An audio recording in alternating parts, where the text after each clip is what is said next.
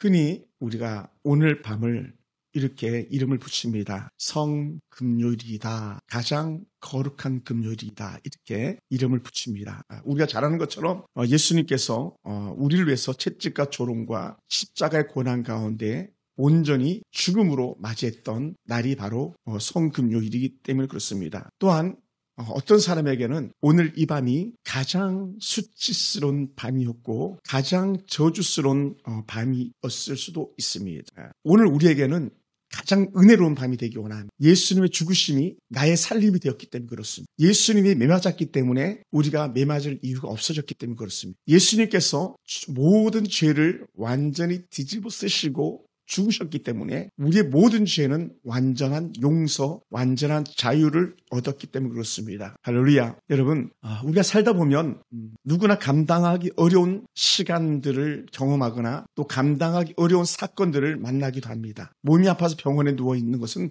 누구도 원하는 일이 아니었을 것입니다. 그런데도 불구하고 살다 보니 몸이 병이 들어서 누워 있어야만 하는, 또 어떤 이들은 생명의 선고를 받았고 그 날을 기다려야만 하는 그런 애통한 사람들도 있을 것입니다. 그런데 우리가 몸이 아파 보면 매일 옆에서 돌봐주는 가족들의 사랑을 알게 되는 거예요. 그러나 반대로 한 통의 전화 없이 무시당할 때는 그 마음이 얼마나 서운하겠어요. 그러니 아파 보면 가족 사랑의 진가를 알게 되는데, 행여나 가족이 아플 때 여러분, 애들 말로 쌩까지 마시고 찾아가서 위로하고 위문할 수 있게 되길 바랍니다. 안 그러면 때를 놓치고 후회할 수 있기 때문에 그렇습니다. 여러분, 저 같은 사역자는 사역지가 있으면 최고의 축복인데, 이 땅에 사역지 없이 무임 목사 혹은 전도 목사라는 타이틀을 가지고 그렇게 지내는 목사님들이 참으로 많이 계시다. 어떤 목사님은 제 주변에도 그런 분들이 계신데, 코로나 이후로 결국 교회를 철수하고 건물을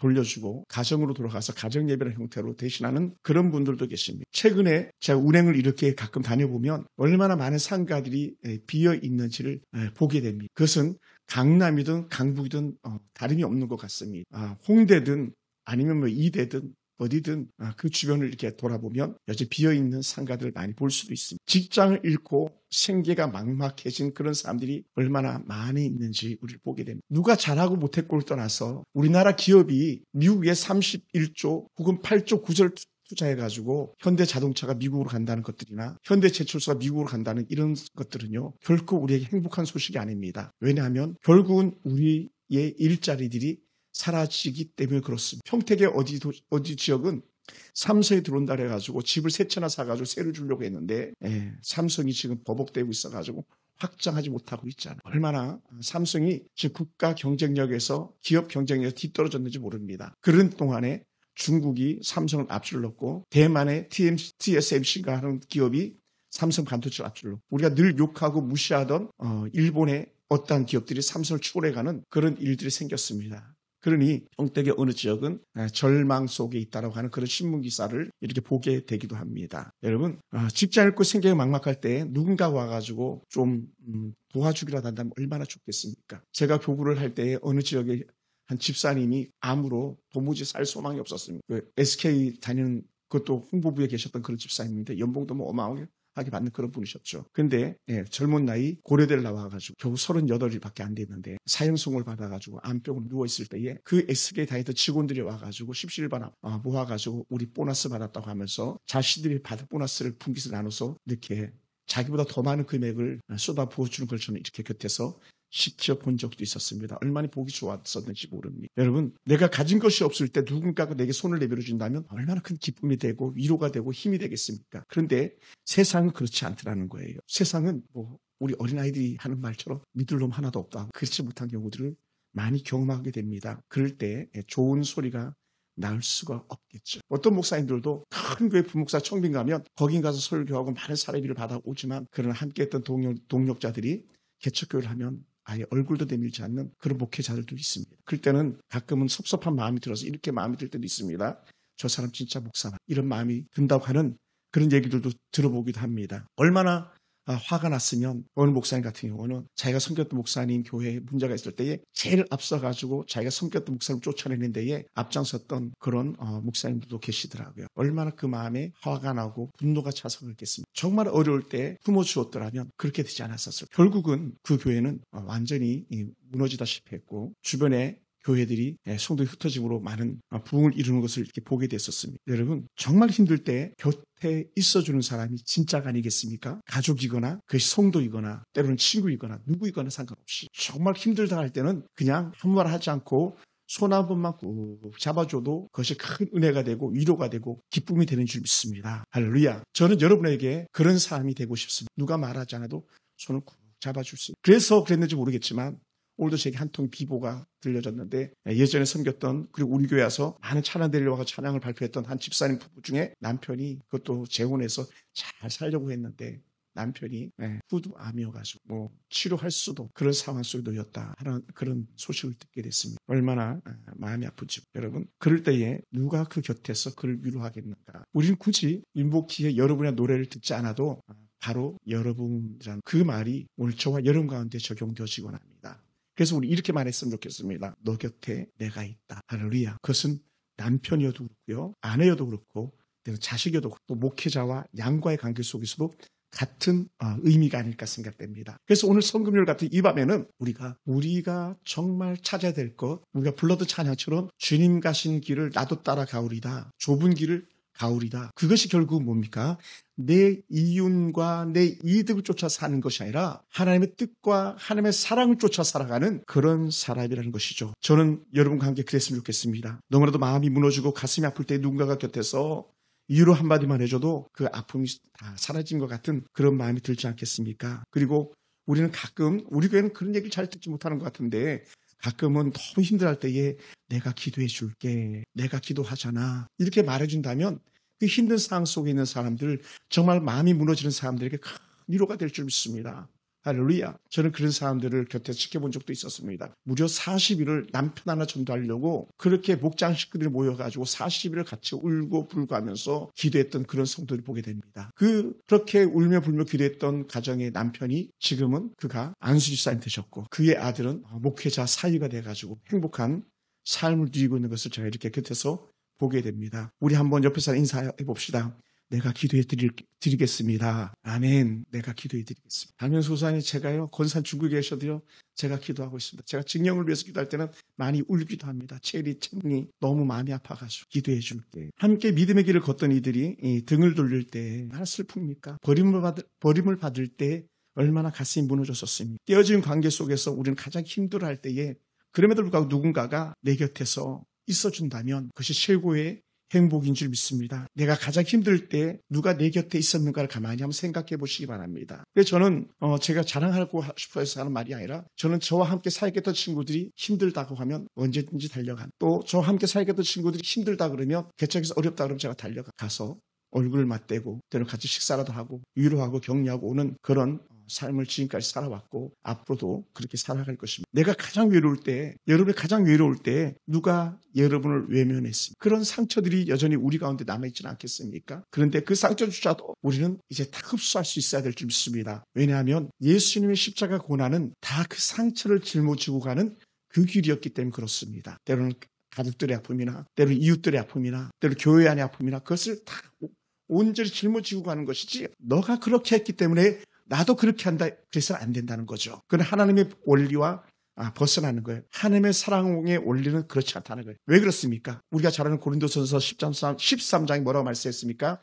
사랑은 언제나 오래 참고 해. 사랑이라는 것은 어떨 땐 사랑하고 어떨 땐 사랑하지 않고가 아니라 사랑은 언제나 사랑하는 거예요. 할렐루야. 그것이 바로 우리가 하나님의 사랑을 닮아가는 길이기 때문에 그렇습니다. 우리 예수님도 얼마나 많은 아픔과 가슴 저리는 시간들이 많았었습니까? 십자가를 앞둔 그 고통스러운 밤에 땀이 또한 모세혈관이 터져가지고 피가 흐를 정도로 기도하셨던 그 겟세마네 그 빈자리 그곳에서 예수님 홀로 계실 때에 제자들은 다 잠들어 있던 그런 외로움도 친히 당하셨던 예수님입니다. 예수님이 잡혀가시던 그 조롱당하는 그 순간에 많은 제자들은 누구나 할 것 없이 다 예수님을 멀리하고 다 달아났던 그런 밤이기도 했습니다. 다른 말로 하면 오늘은 예수님께서 버림을 받은 밤이죠. 제자들에게, 주변 사람들에게, 또 아버지 하나님에게 버림받은 그런 밤이었었습니다. 여러분, 예수님 잡혀가시던 그 밤에 제자들이 다 도망갔다가 예수님이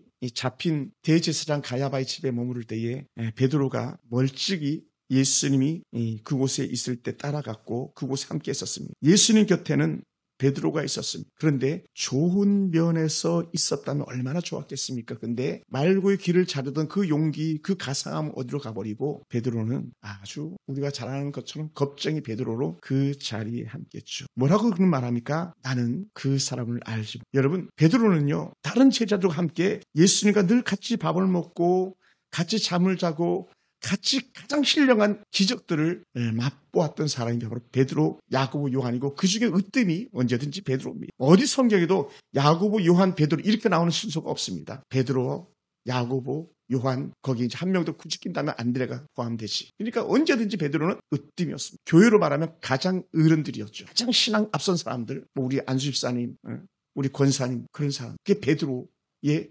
위치였던 것이죠. 그것을 교회 안에서는 이제 목회자들 표현할 때는 수석 목사라 그러기도 하고 장로들 표현할 때 수석 장로라 그러기도 하고 그런 지칭을 주면서 가장 앞선 자다, 가장 믿을 만한 자다라고 하는 이런 칭송들을 붙이는 것입니다.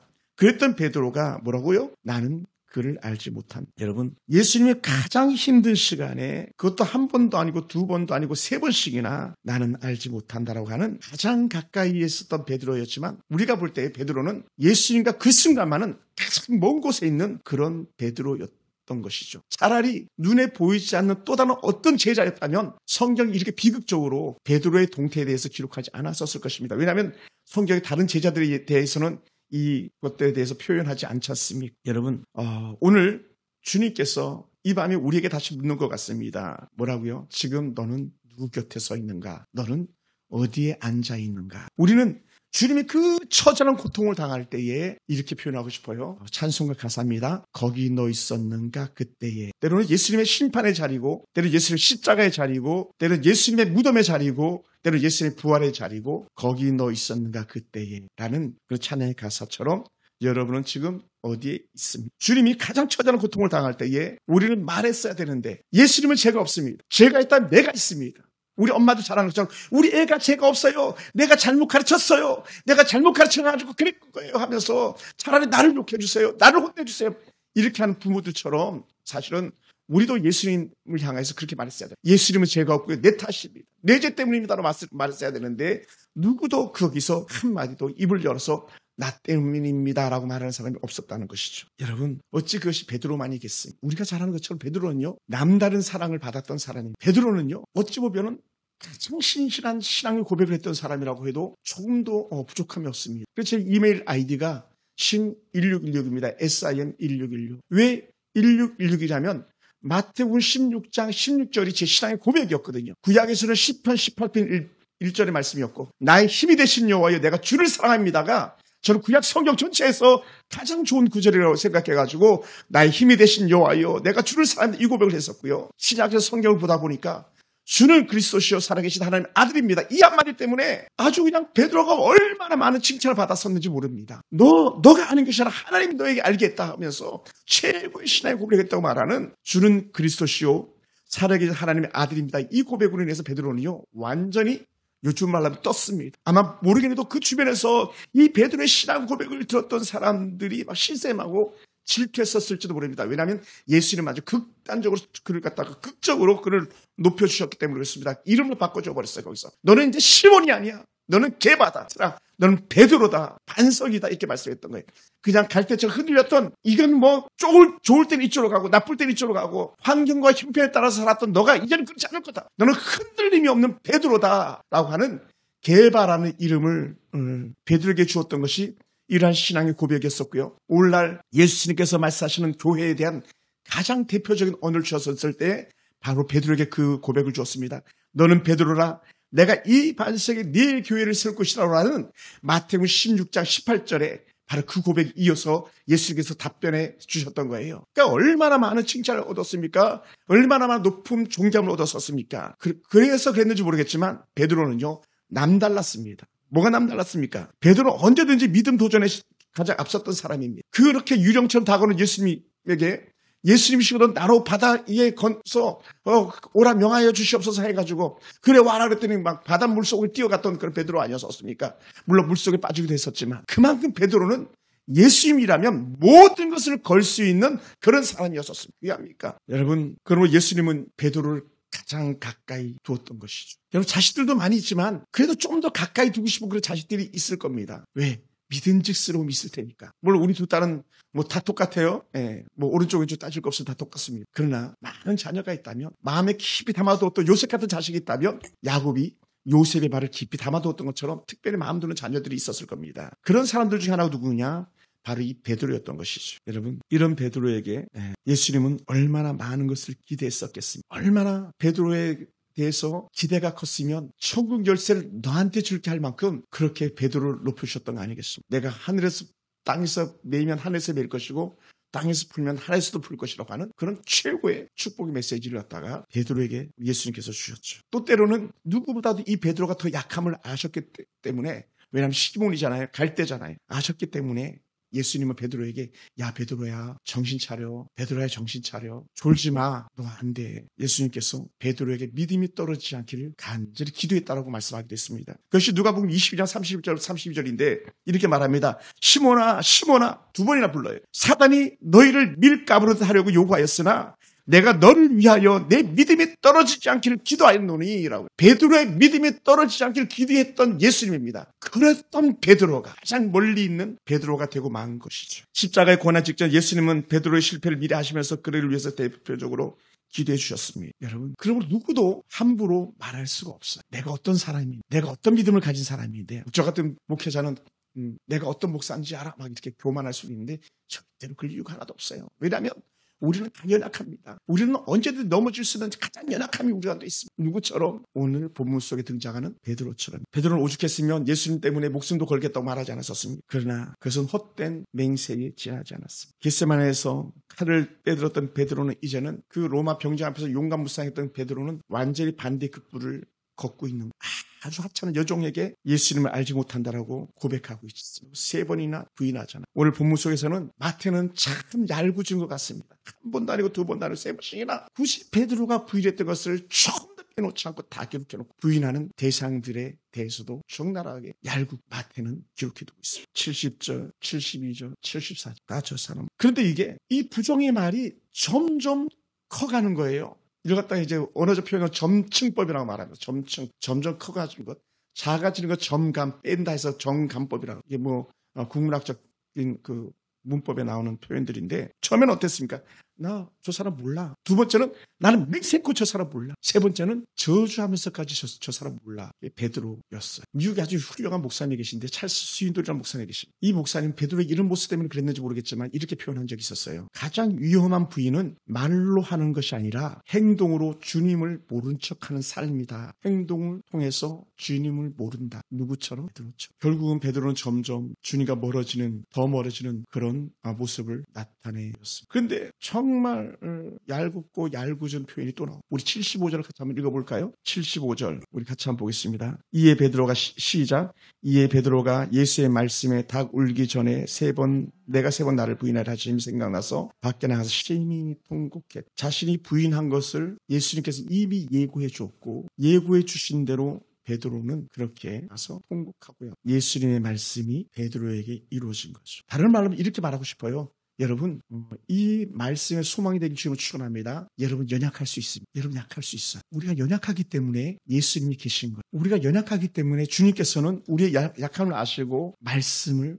우리한테 주신 거예요. 왜? 말씀을 통해서 우리의 연약함을 보강하도록 만들어주시는 거죠. 성경 말씀은 우리의 연약함을 지지해주는 제주대 역할을 해주는 거예요. 그래서 우리는 말씀을 잘 듣고 말씀을 잘 배우고 말씀을 잘 깨닫는 그런 것이 중요한 거예요. 뭐라고요? 베드로의 연약함은 그것은 단순히 베드로의 혼자의 연약함만이 아니라 오늘 우리들의 연약함도 되기 때문에 그렇습니다. 여러분, 지금 현상적으로 보면은 예수님과 베드로는 지금 거리에 있어요. 모르게도 뭐 돌 하나 던져도 될 만큼 가까운 거리가 아니었을까 생각됩니다. 그렇게 이렇게 베드로가 부인하는 그 모습을 예수님께서 보고 계셨다는 거예요. 그래서 제가 중학교 아이들이 부르는 찬양이 하나가 생각나는데 오래전의 찬양입니다. 제 청년 때에 예수를 모른다고 하는 그 베드로를 향해서 주님은 물끄러미 바라보셨네. 베드로와 예수님이 눈이 나 너가 나를 모른다고, 너가 나를 모른다고. 베드로가 모른다고 할 때마다 주님 베드로를 보고 또 보신 것이. 오늘 우리는 이런 베드로의 모습을 통해서 우리가 다시 한번 생각해 볼 것이 있는데 그게 뭐냐? 때로는 우리 역시 마찬가지. 우리가 하나님의 은혜 뜻이 아니라 세상 헛된 것에 굴복하면서 살아갈 때 예수님께서 그런 저와 여러분을 베드로를 쳐다보듯이 그러니 바라보시면서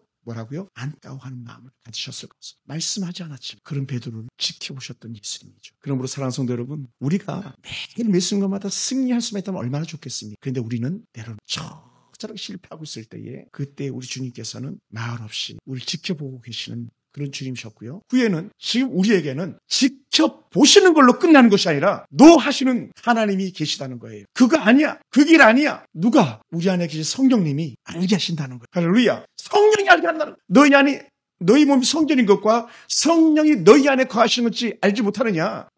너희 몸은 하나님의 성전이다. 성전은요 하나님의 전이거든요. 그리고 우리 몸이 하나님의 성전이었다면 당연히 우리 안에 성령님이 계시는 거예요. 베드로에게 보기만 하셨던 예수님께서 우리의 성령을 보내주셔가지고 깨닫게 하신다는 거예요. 너 그 길 가면 안 돼. 너 그거 하면 안 돼. 너 그거 먹으면 안 돼. 너 그렇게 살아서는 안 돼. 그러니 우리는요 베드로보다 훨씬 더 좋은 환경 속에서 우리가 신앙생활을 하고 있는 줄 믿습니다. 여기에 우리가 귀를 닫으면 안 됩니다. 성령의 음성에 귀를 닫으면 안 됩니다. 때로 여러분 제 말을 무시할 수 있습니다. 순종하지 않을 수 있습니다. 그러나 여러분 속에 계속적으로 말씀하신 성령의 음성은 절대로 무시해서는 안 됩니다. 할렐루야. 그게 베드로와 우리의 또 다른 차원이에요. 사랑하는 성도 여러분, 그러므로 우리도 베드로처럼 부인할 때가 있을 것입니다. 세상과 타협하고 내가 예수 안 믿는 것처럼 행동하고 사람들 앞에서 내가 가진 신앙을 부끄러워하면서 하나님의 그리스도의 복음을 말하지 못하는 그럴 때가 있었을 것입니다. 예수님께서 말씀하셨던 것처럼 이슬론 주여 주여 하지만 너희들 속엔 그게 없어 말씀했던 예수님의 그 정죄의 말씀들처럼 때로는 우리가 그런 모습을 가지고 있을 때가 많습니다.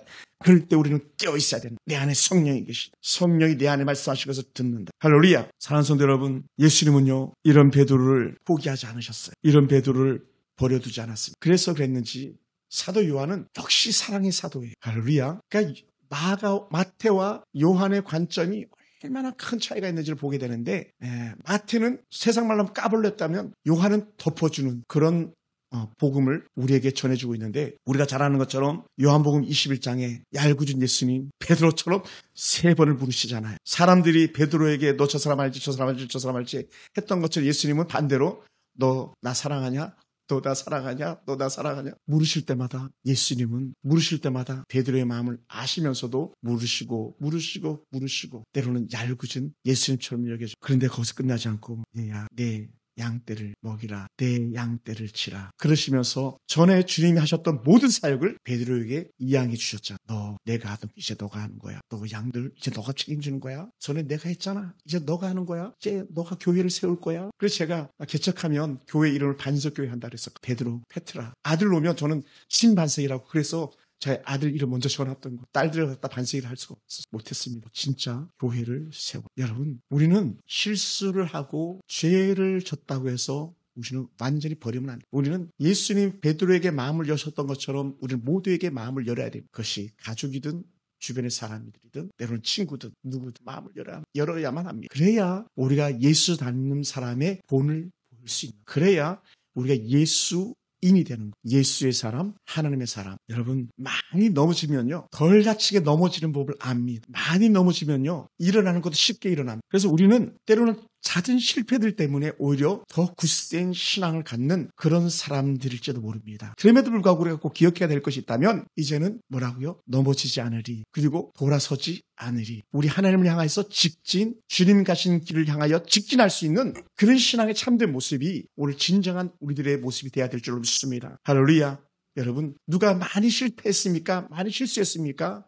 우리 그렇다면 그를 누구보다 더 보듬어줘야 될 대상으로 여기시기 바랍니다. 누가 치글치글하고 막 속을 썩였습니까? 우리는 그러면요 그에게 더 큰 사랑을 베풀어야 될 사람입니다. 여러분 누가 3번씩이나 예수님이 물어본 사람이 있습니까? 예수님이 다른 제자들한테 야 너 이제 도망 안 갈 거지 물어본 사람이 있습니까? 야 너 나 사랑하냐? 물어본 사람이 있습니까? 베드로밖에 없었어요. 왜? 베드로가 가장 비극적인 모습으로 그랬었기 때문에 만약에 다른 유다가 자살하지 않고 살아있었더라면 유다야 너가 나를 팔았지만 그것은 너의 팔림이 아니라 하나님의 뜻이었어 하면서 그런 유다조차도 예수님께 품으셨을지도 모릅니다. 물론 이게 추론이에요. 그럴 수 없는 거죠. 그만큼 예수님은 원수라도 사랑하고 원수를 품으셨던 주님이셨다는 거죠. 그러니 예수님께서 베드로를 품으셨고 베드로도 포기하지 않으셨는데 오늘 우리가 자식을 포기합니까? 남편을 포기합니까? 교회를 포기합니까? 가족을 포기합니까? 이 나라를 포기할 수 있겠습니까? 그럴 수 없느니라. 따라해봅시다. 그럴 수 없습니다. 그럴 수 없습니다. 그래서 저는 죄송합니다. 그리고 우리 교회를 나간 성도들일지라도 생각날 때마다 저는 그들을 위해서 기도합니다. 그리고 길에서 만나면 야곱이 형 에서를 본 듯이 그 보고 말하듯이 형을 보니까 형을 만나니까 하나님을 만난 것 같아. 하나님의 얼굴을 보는 것 같아. 입에 침도 바르지 않고 거짓말했던 야곱이었겠지만 저는 그 마음을 가지고 성도들에게 인사하고 그들을 대합니다. 왜요? 그 주님 가신 길이기 때문에 그렇습니다. 주님이 가신 그 길이요. 그럼 우리도 저처럼 실패한 사람들을 우리도 넉넉한 우리의 넓은 가슴으로 품어줄 수 있기를 주님으로 축원합니다. 누가 그냥 핀셋으로 찌르듯이 막 콕콕 찔러대서 우리 아픔의 상처를 더 내는 사람이 있다 할지라도 그것조차도 우리는 충분히 품어줄 수 있는 그런 사람이 돼야 될 줄 믿습니다. 왜 그렇습니까? 그 사람 우리 핀셋으로 찌르지만 오늘 로마의 군병은 대못을 갖다가 예수의 손에다 박지 않습니까? 대못을 박는 거예요. 대못. 우리에게 최소한 대못을 박는 사람들은 어찌 않습니까? 예수님께서 가시면류관을 쓰셨는데 그 가시면류관이 보통 날카로운 그런 가시관이 조금만 스치기만 해도 부풀어 오르는 그 아주 맹독성이 있다고 할 만큼 그렇게 날카로운 그런 가시를 가진 그것을 가지고 그 관이나 제대로 만드는 것이 아니라 그냥 무더기 뜯어다가 그냥 확 눌러버렸다는 거예요. 머리에다가. 왜냐하면 그게 둥걸처럼 이렇게 돼 있는 거였기 때문에 그냥 누르면 그것이 머리에 그냥 들어가서 가시관이 아닌 관이 돼버리고만 그 관을 쓰신 예수님이죠. 남편이 여러분의 머리에 가시관을 씌운 사람이 있습니까? 여러분의 아내들이 가시관을 씌운 사람이 있습니까? 부모가 자식들에게 가시관을 씌운 사람이 있습니까? 자식이 부모에게 가시관을 씌운 사람이 있습니까? 그렇게 하지 않았잖아. 형제가 더더욱이나 그렇지 않았잖아요. 그렇다면 어떻게 됩니까? 또 덮어주고 더 덮어주고 덮어주는 거예요. 그래서 우리는 그 어떤 사람일지라도 우리는 함부로 대할 수 없고 그 어떤 사람일지라도 우리는 함부로 포기할 수가 없는 것이기 때문에 그렇습니다. 여러분, 그럼 오늘 우리는 이 예수님처럼 우리의 모습이 닮아가길 주의로 축원합니다. 베드로처럼 3번이 아니라 우리 더 수백 번 더 부인하는 그런 삶을 살아왔었을지도 모릅니다. 그런데도 불구하고 오늘 우리 주님께서 우리에게 또다시 말씀하실 것 같습니다. 얘야, 이제는 똑바로 살겠니? 이제는 똑바로 믿겠니? 진짜 십자가죠 날 따라올 수 있겠니? 누구도 여기서 함부로 이해하기는 쉽지 않을 것. 그런데 우리는 그렇게 따르길 주님을 축원하고 힘겨울 때 예수님께서 기도하시면서 이겨내셨던 것처럼 그 마음이 무너질 때에 앞서서 겟세마네 동산에 기도하셨던 그 주님처럼 우리가 그 힘들게 했던 상황과 그 사람들과 그 어떤 여건들 때문에 오늘 우리는 또다시 앞서서 기도했었던 예수님의 모습을 닮아서 기도하면서 우리의 모든 삶을 주님께 내어 맡길 수 있는 그런 저와 여러분 되기 원합니다. 우리 주님께서 오늘 이 밤에 우리에게 다시 말씀하십니다. 얘야, 나도 너를 포기하지 않게. 베드로처럼 약해도 포기하지 않게. 이 주님의 사랑이 오늘 저희 여러분한테 넘쳐나기를 주의 이름으로 축원합니다. 기도하겠습니다.